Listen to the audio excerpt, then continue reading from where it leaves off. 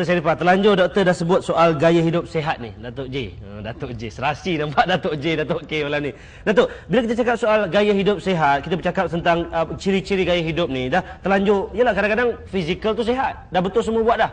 Tapi dia sebut tadi hati, kita mula dengan santau tadi kan. Jadi mungkin ada garis panduan yang Datuk boleh bantu kita dari segi ciri-ciri gaya hidup yang sebenar lah, supaya sebagai modal insan manusia, dia dapat hayati dengan lebih baik. Silakan. Kita nak bicarakan soal bangunan yang bersih, kita nak bercakap udara yang bersih.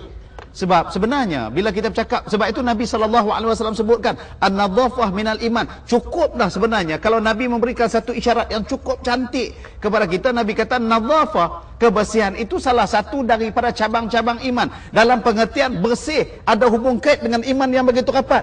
Sebab Tuan Pengerusi ya, apabila kita bercakap soal bersih ada hubung kait dengan iman, maknanya kita bercakap soal kesihatan. Tuan Pengerusi ya, kita nak membuat ibadat bagaimana kalau dah kita sampai pada peringkat sakit.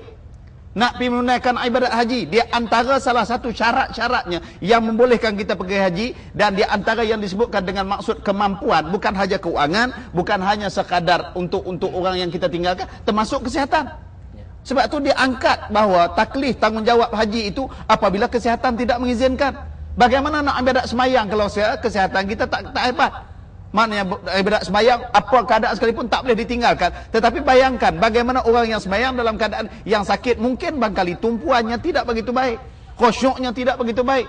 Bagaimana nak puasa Ramadan? Dia angkat Ramadan apabila seorang itu sakit. Nak memberikan gambaran kesihatan, hubung kaitnya ialah dengan ibadah kepada Allah Subhanahu wa taala. Sebab itu Nabi menggariskan nadhafah minal iman. Bersih itu salah satu daripada cabang-cabang iman. Cumanya Nabi gambarkan juga kepada kita antum a'lamu bi umuri dunyakum.